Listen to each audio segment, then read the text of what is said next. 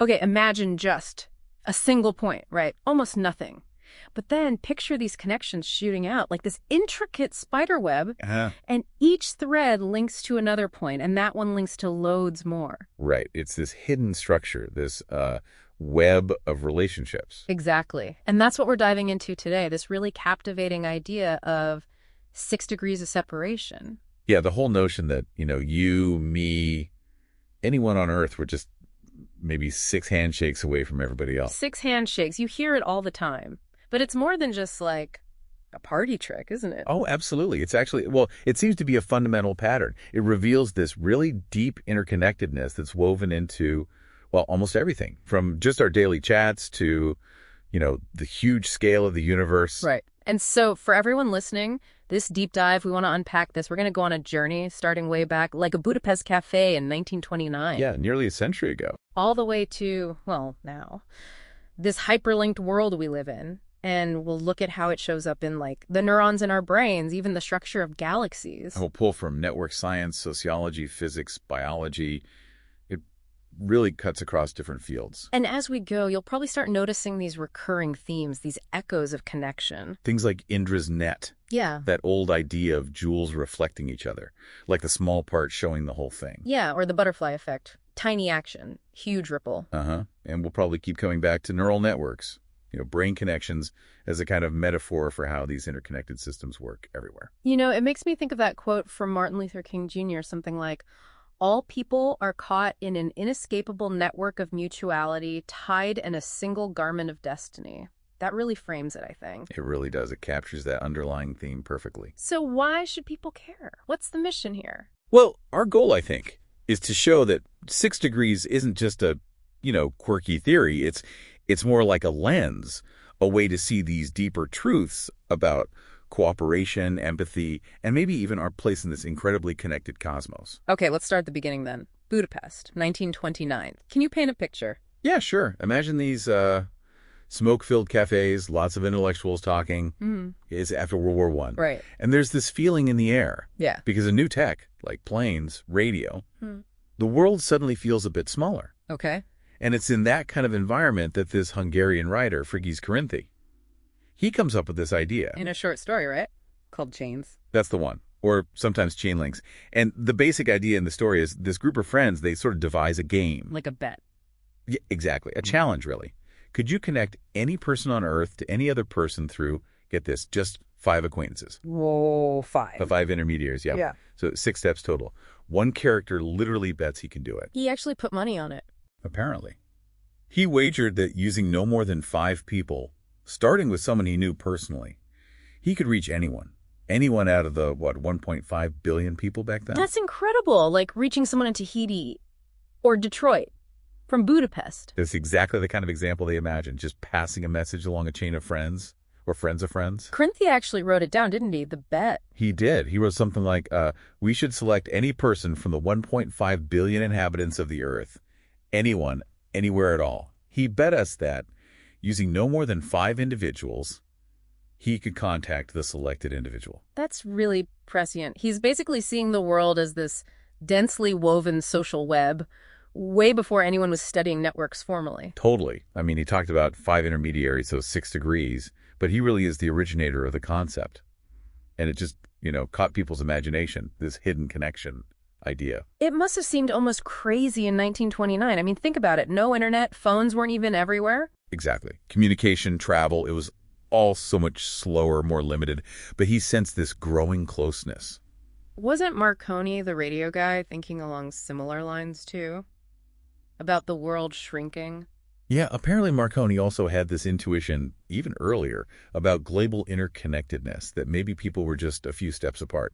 So Corinthi's story kind of gave that feeling a concrete form. It did, but, for a while, it mostly stayed as this interesting fictional idea. Until the academics picked it up, the small world problem. Right, it sort of percolated. And then in the 1950s, you had mathematicians like Manfred Kochen and Ithiel de Sola-Pool. They started trying to model this mathematically. What did they find? Well, their theories were pretty surprising. They predicted that even in a big country like the U.S., the average path length might only be 2 intermediaries. So 3 steps. 3 degrees, yeah. And maybe only 1 or 2 more stacks to connect globally. Wow. And they already understood that social networks aren't just random. They have these clusters, groups of friends, but also these crucial long-range links. The shortcuts. Exactly.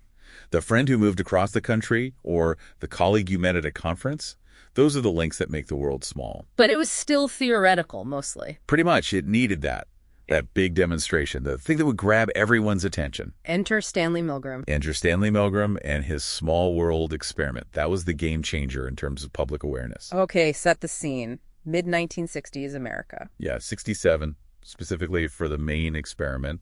A time of, lots of social change, maybe a growing sense of being part of a bigger world. Milgram, a social psychologist, he knew about these theories and decided to, test them out for real. How did he do it? The packets, right? That's right. He started in Omaha, Nebraska, sent packets to a bunch of randomly selected people. And the goal was? Get the packet to one specific person, a stockbroker living in Boston, Massachusetts. But they couldn't just mail it straight there. Nope, that was the clever part. They had to send it to someone they knew personally, on a first-name basis, who they thought might be, geographically or socially, closer to the target. And that person would do the same, creating a chain. Exactly. And to track it, each person who forwarded the packet had to sign their name, so you could see the path it took. Did it work? Did any packets actually make it? Some did. I think it was 64 of the chains successfully reached the stockbroker in Boston, which is pretty amazing when you think about it. Yeah, from Nebraska to Boston, just through people knowing people. And the really striking thing was the average length of those successful chains. Okay, what was it? Milgram calculated it to be about 5.2 intermediaries. So, basically 6 steps, 6 degrees of separation. Pretty much. It's this powerful demonstration that, the U.S. social fabric seemed incredibly tightly knit. Just 6 handshakes, on average, linking the heartland to the East Coast. And that's where the number 6 really got lodged in our heads, right? Even though Milgram didn't actually invent the phrase 6 degrees of separation. Exactly. His experiment just made the number famous. It created this really vivid picture. And people started noticing it in their own lives. Those weird coincidences. Totally. It fueled all those small world stories, when you meet someone and find out you have a mutual friend you never expected. Now, we should probably mention, Milgram's experiment wasn't perfect, was it? No, definitely not. There were criticisms like the completion rate wasn't super high. A lot of packets just never arrived. Right. And questions about biases and who forwarded the packets, the sample size. Some people later called the whole 6 degrees thing an academic urban myth because of these issues. But did later research back him up at all? Actually, yeah, largely it did. Yeah. Decades later, people redid similar experiments using email and then analyzing huge data sets from social media. Yeah. And they consistently found average path lengths somewhere in that ballpark. Around 5 to 7 links, generally speaking. Okay, so Milgram, despite the flaws, was onto something real. Absolutely. He gave Corinthi's idea that empirical shape, that real-world feel. He made the concept visible and compelling. And that 1967 article in Psychology Today about his work, that really pushed it out to a massive audience. And it didn't take long for it to jump from science magazines into, movies and games. Yeah, the pop culture explosion was next. Which brings us right to 1990, the play 6 Degrees of Separation. By John Gorey. And then the film adaptation. This is really where the phrase itself just took off. It wasn't just a title, though. The play really used the idea, didn't it? Oh, completely. It used 6 degrees as this central metaphor to explore connection, isolation, class, trust, all happening in New York City. There's that famous quote from it. Yeah, the one that goes something like, I read somewhere that everybody on this planet is separated by only 6 other people.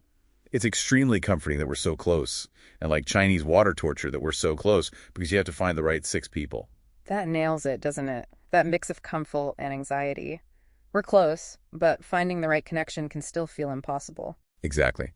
Guari was so smart about weaving that social theory into a really human story about intimacy and identity.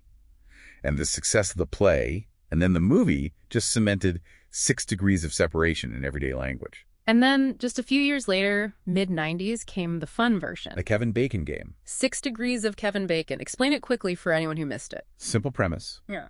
Take any Hollywood actor and try to link them to Kevin Bacon by naming movies they've appeared in together or with someone who appeared with someone. You get the idea. 6 steps or less. And the surprising thing was, it was usually pretty easy. Incredibly easy most of the time. It just highlighted how interconnected Hollywood is. Actors work with lots of different people over their careers. Give us an example, like Meryl Streep. Okay, Meryl Streep. She was in Mamma Mia with Colin Firth. Colin Firth was in Where the Truth Lies with Kevin Bacon. 2 steps. See? Easy. And didn't someone actually calculate this for, like, everyone? The Oracle of Bacon? Yeah, that project mapped it all out. The average Bacon number is only about 3. And it's almost impossible to find an actor who's more than 6 steps away. So it was a fun way to see the small world thing in action in a specific industry. Totally. And it just hammered home the 6 degrees idea even more as we got near the 2000s. Weren't there other sort of nerdy versions, too? The Erdős number? Yeah, the Erdős number for mathematicians. Yeah. Based on co-authoring papers with the incredibly prolific Paul Erdős. Right. And then the ultimate geek badge, the Erdős-Bacon number for people who managed both. Okay, not many of those, I bet. Very few. But all these things, playful or serious, they just kept reinforcing this basic idea. Networks, social or professional, tend to have these surprisingly short paths. So by the end of the century, the idea was everywhere. But what about the actual science? Why 6? Why does it work? That brings us to network science, right? Late 90s. Exactly. That's when researchers like Duncan Watts, Stephen Strogatz, Albert Laszlo Barabasi, they started looking really rigorously at the structure of these huge networks, like the network of all 8 billion of us. What does that network even look like? How connected are we, really? Well, one of the first things they realized came from math, looking at random networks. Okay. In a purely random network, the average path length doesn't blow up as the network gets huge. It grows much slower logarithmically. Meaning even going from, say, the U.S. population to the whole world population doesn't necessarily add that many steps to the average connection path. Maybe just 1 or 2 more degrees, theoretically. It's counterintuitive. But our social lives aren't random, are they? We stick in groups. Right. That's crucial. We have clusters, our family, our close friends, our colleagues, highly connected within the group. Which you'd think would make the paths longer if you had to hop between isolated clusters. It would, except for those other connections we have, the long-range ones. The shortcuts again, the friend who moved away, the person you met traveling. Exactly. And Watts and Strogatz, in this huge paper in 1998, show that tons of real-world networks, power grids, brain neurons, whatever, have this small world property. Which is high clustering, like our local groups, plus these surprisingly short average path lengths because of just a few of those long-range shortcut connections. You don't need many shortcuts to shrink the whole networks dramatically. So it's like the best of both worlds. Tight local communities, but still easy to reach people far away. Kind of a Goldilocks structure, yeah. We have our circles, but there are always these connector people who bridge between different circles. And mathematically, the reach grows super fast with each step, right? The 6 handshakes rule. Yeah, that theoretical idea. If you know, say, 30 people and they each know 30 new people and so on. After 6 steps, the number of people you could theoretically reach is enormous. Like 30 to the power of 6, over 700 million. Wow. Okay, that covers a lot of ground. Now, real life isn't that perfect. Connections overlap, but the principle holds. Reach grows exponentially. And then came the internet age, the 2000s. Scientists could actually test this on a huge scale. Exactly. The perfect laboratory. Duncan Watts himself did an email version of Milgram's experiment in 2001. Tens of thousands of people trying to reach targets globally. And the result, don't tell me. Around 6 intermediaries on average. Again. Unbelievable. Then 2007, Microsoft looked at their huge messenger network. Billions of chats, 240 million people. And they found an average separation of 6.0 degrees. Right on the money. Okay, so the 6 was holding up, even online. But then social media really exploded in the 2010s. Facebook, Twitter. Did that finally shrink it? It seems like it did, yeah. A Twitter study in 2011 found the average was down to about 4.67 degrees among followers. Less than 5. And then Facebook's big analysis in 2016, with over 1 billion users. They found an average of just 4.57 degrees between any 2 people on the platform. 4.5 degrees, that's right. Really close. Zuckerberg used to say joining Facebook connected you to the world. Yeah, and within the platform, it seems he wasn't far off. But why does it seem to hover around that number, whether it's 6 or 4.5? Is there a deeper reason? Well, there's a really interesting theory from a 2023 study. It suggests networks kind of naturally organize themselves into this state. Oh. Basically, individuals form connections because there's a benefit, right? Yeah. But there's also a cost to maintaining lots of connections. So the idea is the network settles into this ultra-small world state. Like an equilibrium. Enough connections to navigate easily, but not so many it's unmanageable. Exactly. It's sparse overall, but still easy to get around. And mathematically, that logarithmic growth we talked about tends to land around 6 or so for human-scale populations and reasonable numbers of connections. So the exact number isn't the magic, it's the fact that it's consistently small. Precisely. The huge implication is this incredible level of interconnection, allowing things, information, influence, ideas, even diseases, to spread rapidly. Okay, so the human social world is definitely a small world. But you mentioned earlier this isn't just about us, right? It applies in nature too. Oh, yeah, absolutely. Think about it metaphorically, like food chains. Yeah. How many steps are you from? I don't know, a microbe in the soil? Well, let's see. I eat a carrot. The carrot got nutrients from the soil. Microbes help break down stuff in the soil. Maybe 3 or 4 steps. See? Surprisingly few. And food webs are even more complex, this constant cycle of energy and matter linking everything. Remember John Muir? Hitched to everything else in the universe. That's the one. When you try to isolate anything, you find it's connected. And the most amazing example of this in nature, for me, is that Wood Wide Web thing. Ah, yes. The mycorrhizal networks. These incredible underground fungal networks linking tree roots. It's like the trees are talking to each other, sharing stuff. In a way, yeah. They can share nutrients, water, even send warning signals through this fungal network if one tree is attacked by insects, for instance. Wow. And there are main hubs, like mother trees. Exactly. Certain large, older trees often act as central hubs, connected to many others, playing a vital role in supporting the whole forest community. And most trees are part of this. Estimates are really high. Maybe 60% or more of tree species are interconnected this way. So yeah, trees across a whole forest could be just a few fungal lengths apart. It really is like a natural internet. No wonder they called it the Wood Wide Web. It's a perfect analogy. And Professor Suzanne Simard's work has been key in showing how important these connections, especially those hub trees, are for the forest's health. And if you go even smaller, or look at other biological systems. Networks everywhere. Neural networks in the brain, obviously. Metabolic pathways in our cells. The way genes regulate each other. Even animal social groups. Dolphins, chimps, they form complex social networks too. And do these networks also show that small world pattern? Many of them do. Or they show what's called a scale-free structure. Scale-free? What's that? It means that the distribution of connections isn't even. Most nodes, like most people or trees, have only a few connections. But a few nodes are massive hubs with tons of connections. Like influencers on social media, or those mother trees. Exactly like that. It seems to be a really common organizing principle in nature, maybe because it's efficient and resilient in some ways. So evolution itself seems to favor connectivity. It certainly looks that way. Though, as you mentioned, that connectivity can also be how things like diseases spread through an ecosystem, or how removing one species can cause unexpected ripples, trophic cascades. It cuts both ways. It really does seem like this web pattern is fundamental. Does it go bigger, like beyond Earth? Oh, absolutely. To the biggest scale imaginable, the cosmic web. You mean how galaxies are arranged? Yeah. It's not random.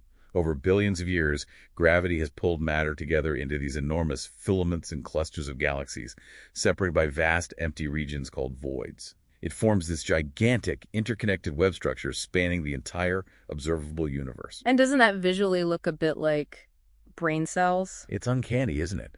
There was even a study in 2020 that found actual statistical similarities between the pattern of galaxy distribution and the network of neurons in the brain. That's wild. And isn't there that weird coincidence about the numbers? Yeah, roughly 100 billion galaxies in the observable universe and roughly 100 billion neurons in the human brain. It's just an intriguing parallel. Has anyone suggested the universe is a brain? Well, physicists like Sabine Hossenfelder have playfully asked that question. It's mostly a metaphor, of course. The scales, the signal speeds, everything is vastly different. But the structural similarity is fascinating. So degrees of separation in the cosmic web are just immense distances. Physically, yes. But you could joke about degrees of separation through gravity or through the recycling of matter. Ah, like the star stuff idea. Exactly. Carl Sagan's famous line, "We're made of star stuff. The atoms in our bodies were forged in stars long ago, scattered and reformed." There's a cosmic separation idea there. How many stars did your atoms pass through? Countless, probably. A deep connection across cosmic time. And then you get to the really weird stuff. Quantum entanglement. Spooky action at a distance. Einstein's phrase. Particles linked in this strange way. So measuring one instantly, affects the other, no matter how far apart they are. Not faster than light communication, though. No, you can't send information that way. But the correlation is instantaneous. It hints at some kind of fundamental non-local connection built into reality. So from galaxies to atoms, it's webs all the way down and up. It really seems that way, which inevitably leads you to think about, well, what does it all mean? Yeah. Philosophically. Yeah. If everything is so connected, does that change how we should think about ourselves? About being separate individuals? I think it has to, doesn't it? If we're only a few handshakes away socially, and if this pattern repeats everywhere, maybe those boundaries we feel between me and you or me and the world aren't quite as solid as we think. It sounds a bit like some Eastern philosophies. Indra's net again. Exactly. That idea of interconnectedness, of inner being, has been around for millennia. Network science is kind of giving it a modern, data-driven validation. And MLK's single garment of destiny. It resonates even more strongly. Philosophically, it supports ideas like relational ontology, the view that things are what they are because of their relationships. It's about the connections, not just the isolated parts. Does it suggest everything is just one thing? Like monism? It leans towards holism, certainly the whole being more than the sum of its parts. Maybe not strict monism for everyone, but definitely emphasizes unity within diversity. What about those really out there ideas? Collective consciousness, a global brain. Well, the internet and global communication do create something like a global brain, metaphorically. Information flows, collective opinions form. But whether that equates to actual consciousness is highly speculative, of course. More analogies than reality right now. But it points towards a future where individual and group minds might blur more. Perhaps, especially if you imagine things like direct brain interfaces down the line. But let's bring it back to the present.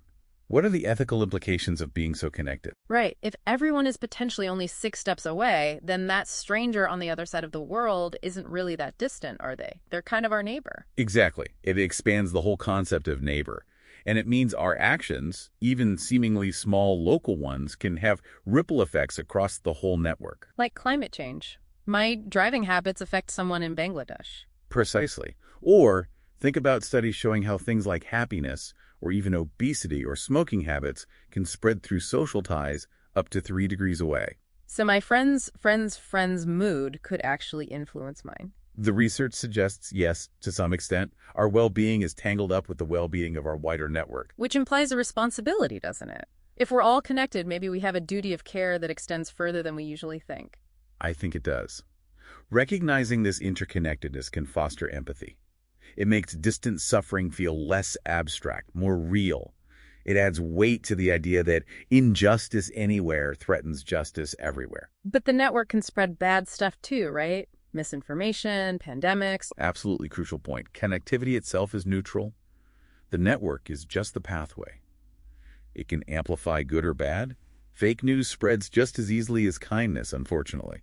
So understanding the network doesn't automatically solve problems, but maybe it's essential for solving them. I think so. Global problems require global thinking, recognizing these interdependencies. It pushes us towards collective action, shared responsibility, rather than just focusing on our own little corner. Does it feel different existentially knowing this? Like, does it change how you feel about your place in the world? For many people, it can. It can lead to a sense of awe, maybe humility, realizing you're part of this vast, intricate system. It can shift you from feeling isolated to feeling, well, fundamentally connected. And that butterfly effect idea comes back again. Small actions, big consequences through the network. Exactly. Every connection, every interaction sends out ripples. Okay, so looking forward, where does this go? Is the trend just more connection, fewer degrees? It seems likely, technologically speaking, which leads to some wild speculation. Could we ever reach 0 degrees? 0 degrees? Like direct connection? Imagine seamless communication. Maybe direct brain-computer interfaces someday. If you could share thoughts or knowledge instantly without needing intermediaries. That's functionally 0 degrees, isn't it? A giant mental chat room. Whoa. Okay. What about AI? Could AI become the ultimate connector? That's another thought experiment. A super intelligent AI managing the network, instantly finding the shortest path between any 2 people or pieces of information. It could act like a mediator mind, potentially merging human and machine intelligence into some kind of global brain. That's a lot to think about. And what if we go interplanetary, Mars colonies, aliens? Well, initially, that would obviously increase the physical separation, huge distances. Right. But the moment you establish reliable communication, a new network link is formed. Suddenly, there's a pathway, even if it's long. It just expands the known network, potentially connecting species across galaxies eventually. Yeah. The principles might still apply. More realistically, how might societies change knowing this? Governance. Yeah. Education. You can imagine governance becoming more network-based, more deliberative. Education focusing much more on collaboration, cross-cultural understanding, networking skills. Maybe using these 6-degree networks consciously to tackle big problems like poverty or climate change. And personally, could we practice being more connected? Maybe, like network mindfulness, being aware of your connections. Or philosophies like Ubuntu, I am because we are, becoming more widespread. Maybe even doing 6 degrees exercises just to broaden your perspective on who you're linked to. But you also mentioned the downsides. Echo chambers, polarization. Those things seem to be increasing separation in a way. They absolutely are, socially and ideologically. That's the paradox. Technology connects us more than ever, but algorithms and human psychology can also create deeper divisions within that connected structure. It's a huge challenge. So the overall trend might be more connection, but the quality of that connection is complicated. Exactly. But the underlying potential for connection, the infrastructure, keeps growing. Okay, so let's wrap this up. Back to that image of the web. We've gone from a Budapest cafe to the cosmos and back. And the thread running through it all is connection. 6 degrees is just a number that points to this deeper reality of our interconnectedness. It really makes you think about your own web, doesn't it? Yeah. Who are you linked to directly and indirectly? And how you're linked to the past, through generations, and to the future, through the impact you have. Even just breathing connects us. The air I exhale might be used by a tree miles away. Which is connected to fungi underground, which connects to other trees. It goes on and on. Indra's net, each point reflecting all the others. We're all part of this single, vast, interconnected thing. Exactly. Exploring 6 degrees is like tracing routes on a map, only to realize it's all one territory in the end. So, a final thought for people listening. Maybe next time you meet someone new, wonder for a second. For what chain of people might we already be connected? Yeah. Or remember that harm to someone far away might eventually echo back to you through the network. And if you feel alone, just recall those invisible threads linking you, literally, to billions of others. 6 degrees of separation is really just the flip side of 6 degrees of connection. And connection seems to be the more fundamental reality. Looking back at all those images, the cosmic web, brain pathways, the butterfly, Indra's net, they're all painting the same picture, aren't they? An exquisitely connected universe. So the takeaway is maybe to live with that awareness, that every action sends ripples. I think so. To understand we're all nodes in this incredible network. Nobody is truly an island. In this huge web, maybe the goal is to see ourselves in each other and just marvel at the ties that bind us. From 6 degrees perhaps to one heart,